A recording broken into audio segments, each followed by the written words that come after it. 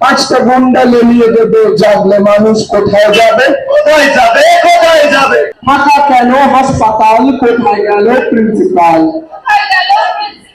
সুরক্ষার দায় কার, প্রিন্সিপাল ধিক্কার। সুরক্ষার দায় কার, প্রিন্সিপাল ধিক্কার। তৈরি হও, তৈরি হও, তৈরি হও। We want Justice! we demand Justice! তুমি কোন বেলা? সুরক্ষার দায় কার, প্রিন্সিপাল হায় হায়। মেয়ে যখন সেমিনার হলে পুলিশ তুমি কোথায় ছিলে? মেয়ে যখন সেমিনার হলে পুলিশ তুমি কোথায় ছিলে? মেয়ে যখন সেমিনার হলে পুলিশ তুমি কোথায় ছিলে? পুলিশ তুমি চিন্তা করো, তোমার মেয়ে হচ্ছে বড়। পুলিশ তুমি চিন্তা করো, তোমার মেয়ে হচ্ছে বড়। জাগলে ব্যাপার কোথায় যাবে? কোথায় যাবে? কোথায় যাবে? গুন্ডা দিয়ে ভয় দেখাবে। ছাত্র যুবক একই স্বর, জাস্টিস ফর আরজিকর। আন্দোলনে তার একই স্বর, জাস্টিস ফর আরজিকর। ডাক্তার আমাদের সাদা পর অনেক ডিউটি করেছে, অনেক পেশেন্ট করেছে।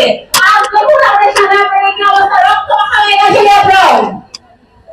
আজকে আজকে করে দাঁড়িয়ে আমি লজ্জিত যে আজকে এই ভূমিটা আমি কাজ করছি। আমি কোনোদিন আজকে করে আউটডোরে 1000-2000 পেশেন্টের কম দেখেছি, কিন্তু আজকে একটা পেশেন্ট আজকে করে আসতে ভয় পাচ্ছে। কেন ভয় পাচ্ছে জানেন? কারণ আমাদের হাসপাতাল ভেঙে দেওয়া হয়েছে, আমাদের হাসপাতালে ক্লিয়ারেন্স করা হয়েছে। কেন? আমরা প্রতিবাদ জানিয়েছি তাই।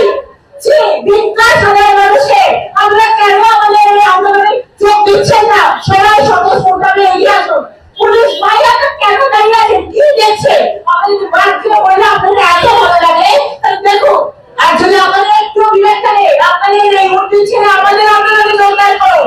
আপনারা সাংবাদিকরা সবাই যোগদান করুন। সজন তোলা বন্ধ করুন, আন্দোলনে যোগ দিন।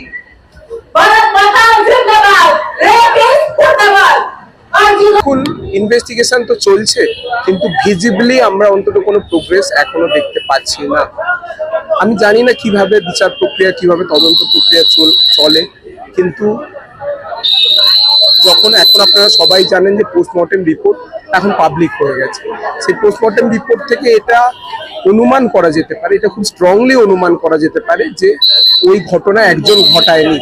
তার মানে বাকি যারা ওই কাজে যুক্ত ছিল তারা এখনো কিন্তু আমাদের মধ্যে খুলে আম ঘুরে বেড়াচ্ছে। তা সত্ত্বেও আমরা আরো কাউকে গ্রেপ্তার হতে এখনো দেখছি না, যে কারণে আমরা আমাদের সিকিউরিটি নিয়ে এই মুহূর্তে চিন্তিত। আমরা চিন্তিত যে নেক্সাস এই ঘটনাকে ঘটতে দিল, হয় নিষ্ক্রিয় থেকে অথবা সক্রিয়ভাবে সাহায্য করে, সেই নেক্সাসও এখনো কলেজের মধ্যে কাজ করছে।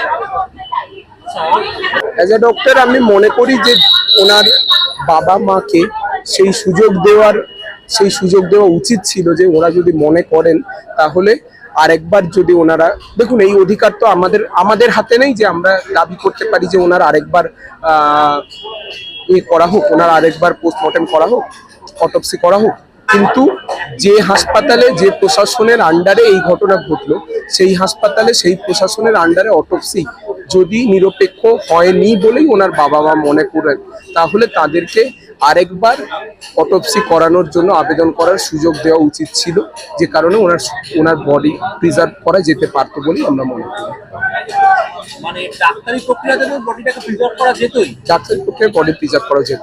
প্রিজার্ভ করা হলে আরো হয়তো কিছু গুণমান তথ্য বেরিয়ে আসবে, আরো সেকেন্ডবার কোনো সেন্ট্রাল এজেন্সিকে দিয়ে বা কোনো নিরপেক্ষ সংস্থাকে দিয়ে অটোপসি করালে হয়তো আরো কোনো, দেখুন সুনিশ্চিত তথ্য তো আমাদের কারোর কাছেই নেই, সেটা স্বচ্ছ তদন্তের মধ্যে দিয়েই বেরিয়ে আসবে বলে আমরা মনে করি। হয়তো সে বিষয়ে কোনো তথ্যের কারণেই এখনো রোজ আমাদের সেই সময়কার যিনি প্রিন্সিপাল ছিলেন তাকে সিবিআই এতক্ষণ ধরে জেরা করছে, কিন্তু এটুকু আমরা ঘটনাক্রম যা ঘটেছে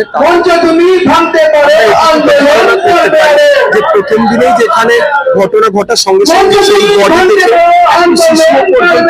বলে দেবে যে ওটা সুইসাইড ছিল না, সেখানে কলেজ প্রশাসন বা পুলিশ প্রশাসন কেউ একজন ওটাকে সুইসাইড বলে চালানোর চেষ্টা করছে, এবং তারপরে যেভাবে তাড়াহুড়ো করে পুরো প্রসিডিউর হলো তাতে সত্যকে ধামাচাপা দেওয়ার চেষ্টা হয়ে থাকলেও হতে পারে বলে আমরা সন্দেহ করছি। জাস্টিস পাইনি কিন্তু আমাদের উপরে আমরা আশা রাখছি। আমরা আশা করছি যে সুপ্রিম কোর্ট অবশ্যই আমাদের জাস্টিস দিয়ে দেবে। আমরা সেইটার আশাই আছি, সেই প্রত্যাশাই করছি। কিন্তু আমরা সাধারণ মানুষ হিসাবে, রাস্তাঘাটে সাধারণ মানুষ হিসাবে এই ঘটনা যদি আমরা ঠিকমতো জাস্টিস না পাই তাহলে আমি জানি না সাধারণ মানুষরা কি করবে। সাধারণ মানুষ হিসাবে তখন আমার যা কর্তব্য যেরকম মনে হবে আমি সেটাই করবো। কিন্তু আমরা বিশ্বাস করি সুপ্রিম কোর্ট অবশ্যই জাস্টিস দেবে, এরকম আস্থা আছে। এটা কিন্তু একদমই মানে তো মেনে নেওয়া যাবে না যদি জাস্টিস না পায়। কোনোভাবে আমরা শুনতে পারি না। এটাই ব্যাপার।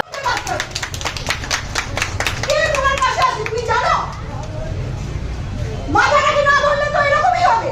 মাথাটাকে ধরতে কেউ চাইছে? সব জিনিস চাপা দেওয়া কেন যাচ্ছে? আমরা সুপ্রিম কোর্টের উপরে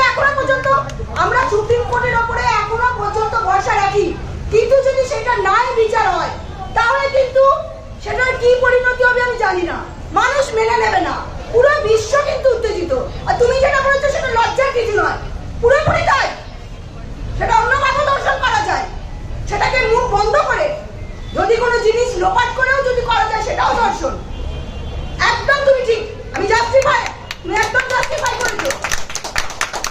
আর আমরা সত্যি অন্যায় বিচার চাই, জাস্টিস চাই। আমরা সুপ্রিম কোর্টকে সম্মান করি, আমরা তার উপরে আস্থা রাখছি, আমরা একদমই আস্থা রাখছি। কিন্তু আমি জানি না কি হতে চলেছে। আশা করব তার যেন আমরা যেন জাস্টিস পাই। জাস্টিস না পেলে আমি জানি না সারা বিশ্বের মানুষ পুরো কিন্তু উত্তেজিত। তারা যদি সত্যি জাস্টিস না পায় আমরা কার কাছে যাব?